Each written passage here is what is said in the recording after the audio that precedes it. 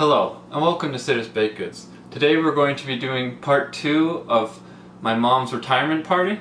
We're going to be making some apple cages and some cheesecake circles. So, let's get into it. We're going to start by coring and peeling our apples. But first, we're going to put the cinnamon with our brown sugar. Remember, this is to taste, so it's up to you how much cinnamon. That's all we're gonna do.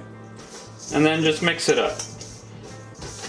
We're gonna start with the apples because once they're done baking, we want them to cool down before putting them in the cages. And while they cool down, I'll finish the lemon circles.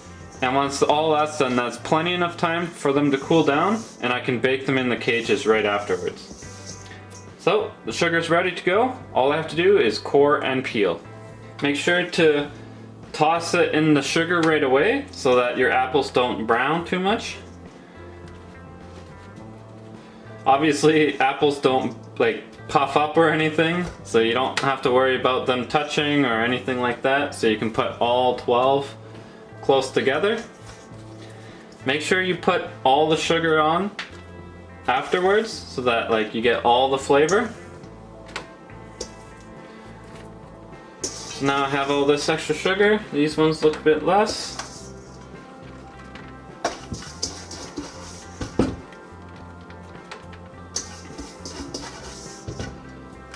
No need to waste any of this. It's gonna melt off and you'll have to clean most of this off, but it will add a lot of flavor to your apples, so you want to make sure that a lot of it is coated. And there we are. So we'll put this in the oven for half an hour. While these are cooking, we'll start on our cheesecake. Now for the cheesecake, we'll start with our base, sugar and graham crackers. Just give that a quick little mix before we add in our butter. Then add your melted butter in. Make sure you get all of it in there. You need all the liquid. Once you have the butter in, just give it a mix till every bit is wet, just like so. Nice and moist. Make sure you get all of it off your fingers because you want as much of this as possible. If you have to wash your hands 6 times with this amount on there, you could lose enough to make your base really thin, and then it can really mess things up. So just be careful with how much you lose. But now we're just going to put them in our mold.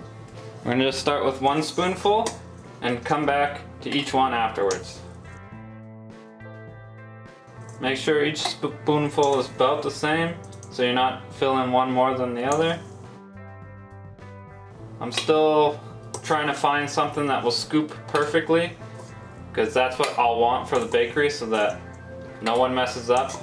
You can just have a scoop that you can level off so that every time you scoop, it's perfect, and then you don't make one too big, one too small, and then you have to spend more time moving some from the other. This way, if you have one that's perfect off the get-go, then you save time and make sure that your customer gets a perfect product every time.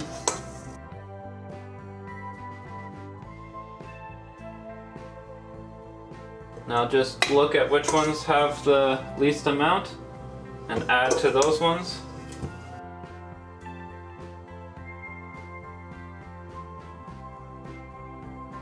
Once you've filled them, just press them down, make it flat. Make sure that it's nicely pressed. If you don't press this enough, it will just become dust, and when you take these out, the base will just fall apart.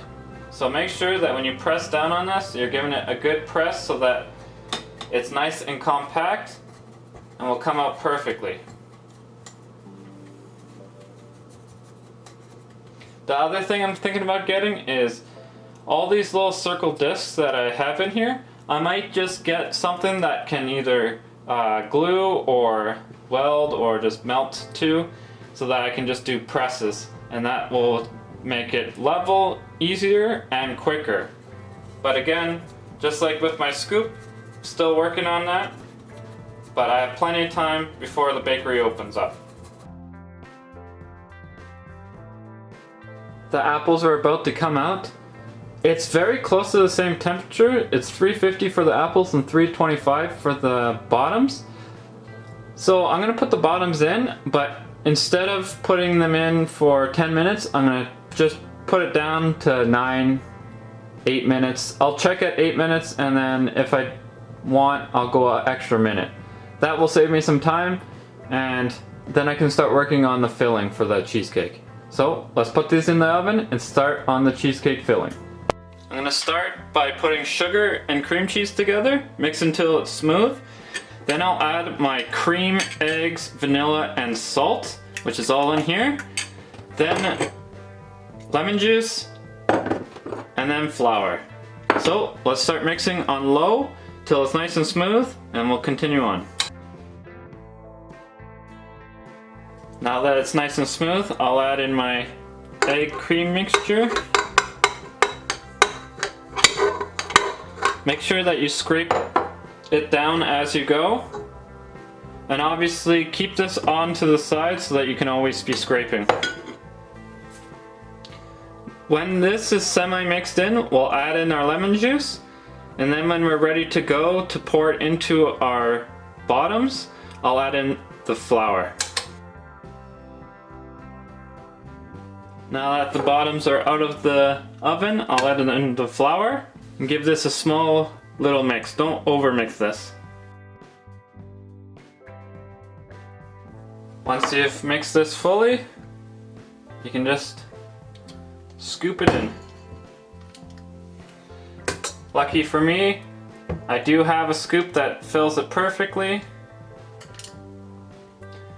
so I don't have to worry about underfilling it like I do with the base.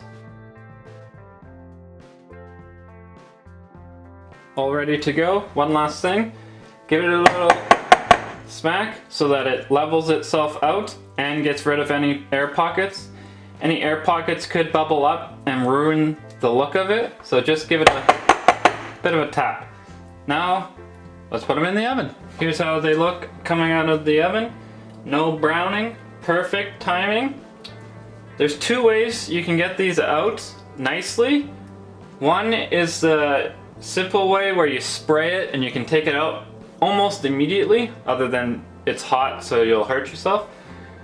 But if you don't want to use the spray, what you have to do is let it fully cool down. The cheesecake will shrink slightly, come off the walls by itself, and then it's easy to just push them out. However, that takes a bit more time, so if you're in a rush, you're going to have to spray it. However, if you do have time, just let it fully cool down and then just pop them out afterwards. I have time, so I'm going to let them fully cool down and then pop them out. Now let's get started on the puff pastry. We're going to roll this out till it's long enough to get 24 pieces. 12 for the bottom and 12 for the top. Remember, use the 12 most ugly ones for the top, because you can always stretch them over top, but you want the bottoms to be nice so that the apples fit perfectly on them. If you don't have space to roll out the whole thing like I do, cut it in half, do one half at a time, but just make sure when you do a half that you're getting 12, so 4 by 6. Or sorry, 4 by 3. So 4.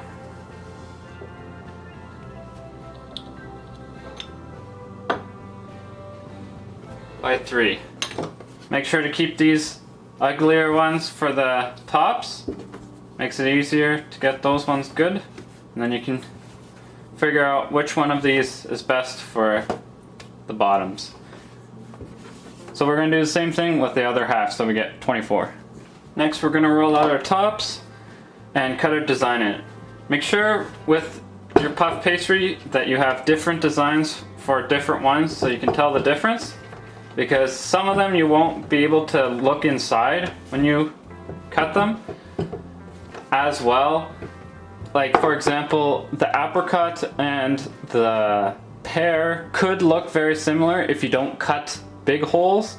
So just make sure you're doing different designs so you can make sure that you don't even have to look. You can be like, oh, that design, okay, it's that one. Instead of guessing and then all of a sudden you hand someone a pear when you're supposed to hand them an apple. That's a bit ridiculous, but you know what I mean. So cut the design you like. I do 3. And then little ones for apple.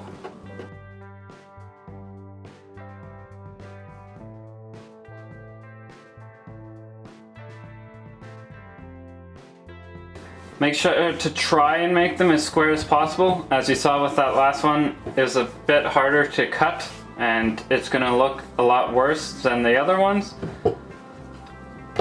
So if you have them more square like this one, the cut will be a lot nicer because you can see it a lot easier and you don't have to worry about messing anything up. And then it looks nice like this rather than the last one. Now to roll out the bottoms, we'll just lay them out on our trays and put the apples on. Make sure you have your cinnamon egg wash ready and have your oven preheated for this stage. Okay, here we are. Just grab your apples, put them on. You don't have to worry about your puff pastry puffing outwards to touch your other ones because puff pastry puffs upwards, doesn't really puff outwards. And even if it does, puff pastry doesn't really stick to each other, unlike cookie dough and stuff. So again, you don't have to worry too much. Once you have all that, start egg washing to stick.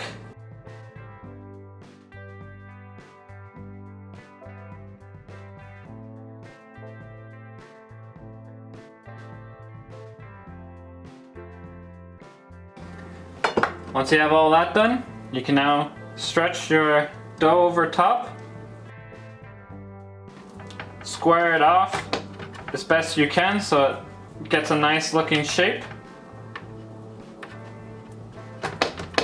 for each one. With the small one that's really hard to stretch, put it on your smallest bottom so it's easier. And use the bottom to help you.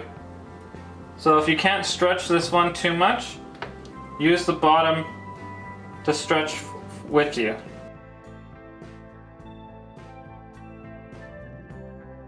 There you are. It doesn't look super pretty right now, but once it bakes, it will look a lot better.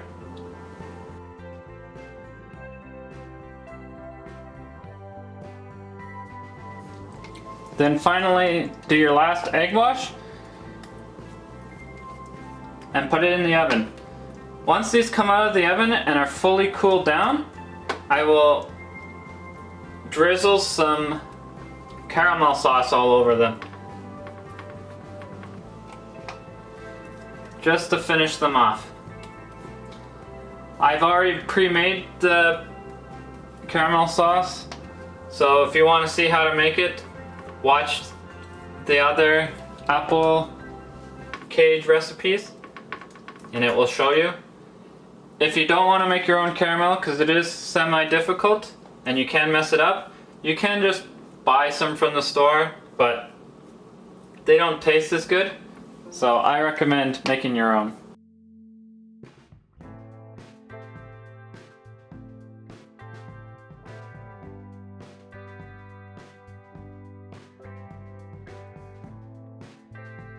And there we are. Let's get this in the oven and finish the bake. Make sure you do this quickly because you don't want this butter melting. Here's how they come out of the oven, looking good. I put them all on one tray so that they cool all together. Once they fully cool down, I'll put some caramel sauce on and those will be done. But now let's get back to the cheesecake and start piping on that lemon curd. Now let's pipe our lemon curd.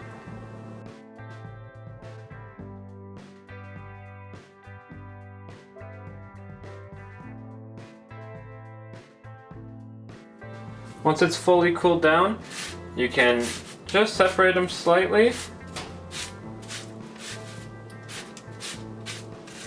And just go one row at a time. Back and forth. Very simple.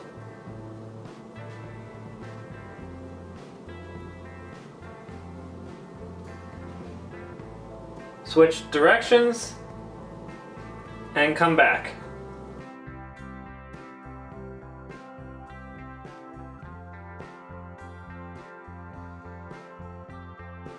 Here's part 2 done. I'll be taking this up to the lake house for my mom's retirement party. Hopefully we can get some feedback from them and see how it turns out. So, if you've liked this video, please like and subscribe. You can follow me on Facebook, Twitter, or Instagram. I even have my own website. Thank you, and have a nice day.